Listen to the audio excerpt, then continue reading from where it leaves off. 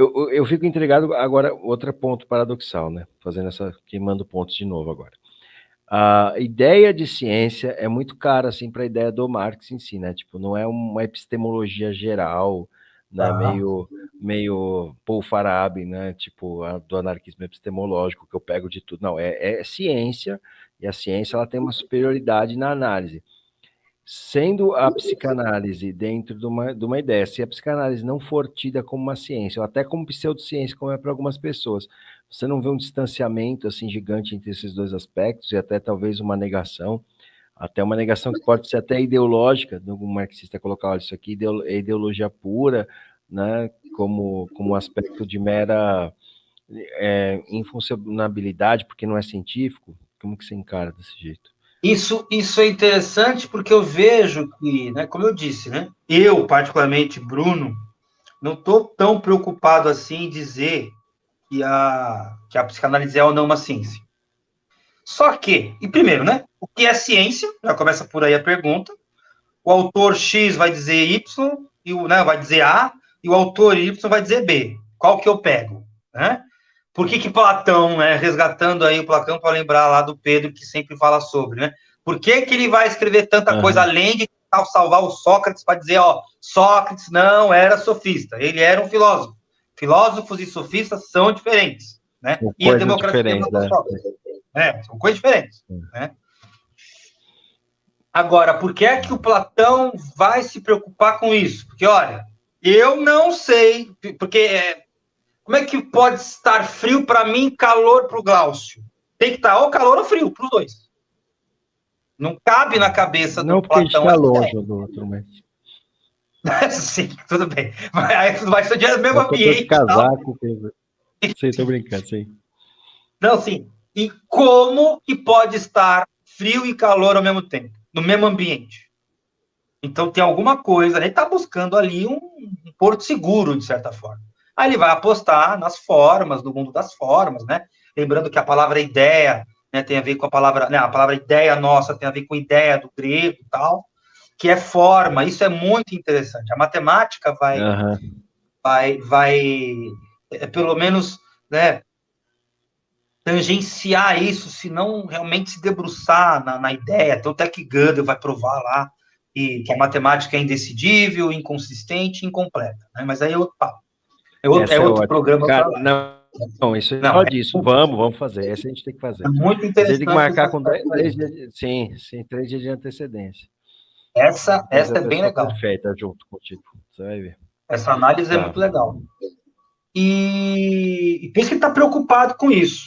Né? E ele vai apostar nos mundos das formas. O Aristóteles, pelo pouco que eu conheço, e infelizmente eu confesso aqui que eu ainda não li ele diretamente, mas pelo que eu já ouvi falar, pelo que eu já assisti de apresentações e tal, ele vai cunhar lá o seu princípio da não contradição também para tentar resolver esse problema. Não deu certo. Não deu certo, justamente porque existe alguma coisa da contingência.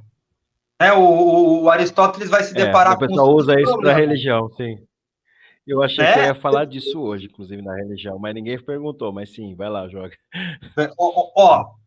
Por exemplo, aconteceu com a gente. Vai ter live com o Bruno e com o Glaucio quarta-noite? Essa frase é verdadeira ou falsa? Não sei. Porque ela depende de condições que ainda não estão postas. Sim. Como é que eu faço isso? Como é que eu analiso esse tipo de coisa? A dialética em alguma dose, não, é porque o processo é circular, é uma espiral, né, circular. Ela é um circular ascendente que ela vai mudando e tal. Até o próprio Safato... né? O Safato vale a pena escrever isso aqui. Porque escrever não, né? Colocar num esquema. Ele vai fazer isso aqui, ó. É isso aqui. Isso mesmo. Tem um desenho do Marx, assim. Sim. Ela vai, sei lá, filma, PT, pô, legal pra caralho, opa, golpe. Aí cai, Bolsonaro, Temer, né? Agora pode ser que com o Lula, não sei. Mas se for no capitalismo, pá! E quando você cai, se não for uma hecatombe nuclear, um apocalipse zumbi, ou então um gelo que vai transformar, né, a Terra num petit gâteau, continua nessa espiral. Continua nessa espiral. Sim, sim. Né? Então, essa forma dialética vai resolver em alguma dose, né? Essa questão, vai fazer uma outra análise, mas aí não é princípio da contradição. Né? Vai depender aí de alguns aspectos. E o que eu estava falando mesmo que eu comecei a falar não, você está colocando, ciência, por causa né? da questão da ciência, né? Isso, Lembrei. porque ela é cara ao marxismo como essência. Enfim, né? É aquela coisa. Nós podemos ter aquele argumento retórico, dizendo assim, bom, olha, segundo o autor X, a psicanálise é a ciência. Tá. Se a gente chegou nesse ponto de tanto a psicanálise ser ciência como o marxismo ser ciência, eu sou obrigado a olhar por outros olhos, né? Olhar esses dois negócios com outros olhos. Aí a conversa, politicamente falando, ganha um outro grau, atinge um outro nível. Porque, ó, Marx está no Capital lá, na versão que eu tenho, que está emprestada, inclusive. Mas, olha, as crises do capitalismo são cíclicas.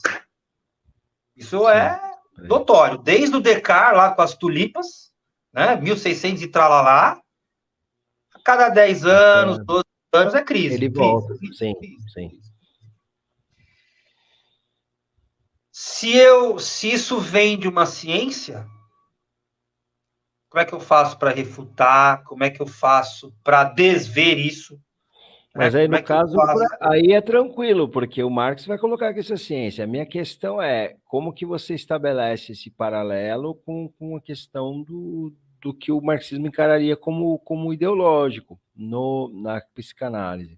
Não, seria mais ou menos, se eu entendi a sua pergunta, seria realmente um problema mais político mesmo. Né? Até para determinação, né? De falar o que é ciência. Foi o que a gente falou na outra live. Eu, por exemplo, eu conversei com um liberal utilitarista, tal, que me parece bastante civilizado, inclusive, né, para brincar aí porque os liberais de hoje em dia são, né, a gente sabe que é antessala do fascismo, aquela coisa toda. Ele vai falar isso. Oi? O Mises fala isso, né? Ele meio que elogia, né? Que ele fala, ele fala, pelo menos salvaram a civilização. Não, é um negócio ali. O Pedro tem. Lendo o trecho, é inegável que o cara defende. Fala, ó, o Pedro faz assim, ó, passando um pano pro fascismo, que pelo menos salvou alguns valores da cultura europeia, sei lá o quê. Sim, a propriedade privada. Sim. Né? Pelo menos salvou isso aí. Ele vai dizer assim, olha, mas o pensamento historicizado é um erro. Porque isso é tão caro, né? Voltando ao início da nossa live. Isso é caro à psicanálise e isso é caro ao marxismo. O marxismo é materialismo histórico. Tem que ter história ali. Né? Não aconteceu. O capitalismo não começou em sei lá, aí depende do autor, né? Depende do corte, mas não começou em 1500, 1600, ele vem de um processo, né? Sim. A propriedade privada, a mercadoria, algum tipo de Estado. O David Graeber vai colocar como desde o início, né? Até balançou o Humberto, né? O Humberto Matos falou para mim, poxa, o David Graeber está me tornando bem confuso em apoiar realmente o marxismo e mais ao anarquismo. O pessoal, vários amigos aqui de outros canais anarquistas, os caras falam, o Humberto nem para chamar de volta para você discutir isso de novo, né? Porque o Graeber ele coloca esse aspecto do mercado, do comércio, como a base para a construção dos primeiros estados. E aí já coloca uma rediscussão sobre o que é capital, entende? Porque se o mercado surgiu como o princípio de começar a vender pessoas, e aí o Estado para garantir isso, então o capital é meio que uma expansão disso, né? Que é o Graeber, aquele livro gigantesco lá sobre tudo que eles escreveram, né? Tem quase 1000 páginas, vai falar disso. Mas então, isso eu acho que esse é um campo de convergência que, para mim, é a grande discussão, né, que até o Soldado estava perguntando qual que é a visão que eu tenho disso. Eu vejo que a psicanálise, ela traz isso muito voltada para os períodos do indivíduo, e eu até entendo a relação da alienação, desse processo de ruptura. Acho que esse é o ponto que eu consigo ver de convergência. Mas eu tenho muito receio com Cara, tem, acho que a Marie Claire também, tinham outras autoras, uma galera que falava de objetos, por exemplo, da carteira representar poder, de não sei o quê, sabe? Uma naturalização de elementos que para mim são bastante, Hum, entende? E é hum, essa linha que para mim, pelo menos eu particularmente tenho preocupação, que é por tá, isso que eu tá. meio que emanei esse debate todo aqui, para falar, não, mano, chamar o Bruno, que é disso que eu queria falar. Tem coisa que eu vejo que elas são tão pontuais, é, é, que eu, assim, mas ao longo da história você já apontou, tá entendendo? Ao longo da nossa conversa da 1h30 aqui, acho que isso ficou bem claro, assim, nos primeiros minutos. Né? Para quem não ficou claro, para mim, acho que ficou bem claro. Esses pontos, eu acho eles um problema para quando a gente está numa linha de luta socialista de crítica da estrutura do capital em si, assim, o abandono e a naturalização de símbolos que eles são históricos, porque, na verdade, é a negação justamente da história. E é uma coisa que eu estou vendo que a psicanálise não está querendo fazer. Ela está querendo estudar a história dos indivíduos lá dentro do mundo, só que aí, quando começa a tornar tão individualista, me parece soar que aí acaba ignorando uma história mais ampla, uma história mais coletiva, e naturalizando certos fatores. Isso desde a ideia do Freud, né? Por exemplo, o Totem Tabu, a gente não tem essa análise desse jeito. O patriarcado não começou assim, pelo que a gente viu historicamente, entende? Isso ele deu uma ideia, entendeu? É nesses pontos. Sim, Mas, sim, sim. mas assim, foi chato porque você de cara já falou isso, entendeu? Mas tudo bem que você deu uma explicação longa e precisa. Mas vai lá, você. Tem que contextualizar, não tem jeito. A psicanálise, ela até o próprio marxismo, né? Ué, por que vai surgir isso em algum momento? Ué, porque as condições estão ali. Se não fosse Marx, era outro. Sim, sim, sim. Foi porque caiu no colo dele, com certeza, com certeza. Ele O faz uma cara análise bem interessado profunda. começou a estudar, né? É O interessante lá Freud também caiu no. o Sem dúvida. O Freud, Freud também caiu exato, no colo do exato. Freud, caiu no colo, sim, claro. Isso foi porque foram eles. Se tivesse, tinha sido outros ou outras. Sim, O Freud, ele traz, cara, ele leu muito para fazer o que ele fez. Além da clínica, ele estudou bastante. O Lacan sim, também, Marx nem se fala. Então, sim. agora, por exemplo, o Lacan vai trazer a linguística, o Freud tinha uma linguística muito incipiente ali, se é que tinha, a antropologia também, né? Então, a gente tem que entender essas limitações e, bom, realmente, contextualizando o autor no seu contexto histórico, ele foi além do que muitos outros foram, né? E aí, ele vai fazer aí o que ele conseguiu fazer.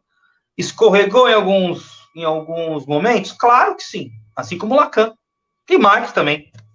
Não Sim, conheço tanto a biografia dele, mas, ué, sim. também Não, escorregou. se pegar para a biografia do Marx, aí sim que ferra. Mas pela teoria até que tem coisas mais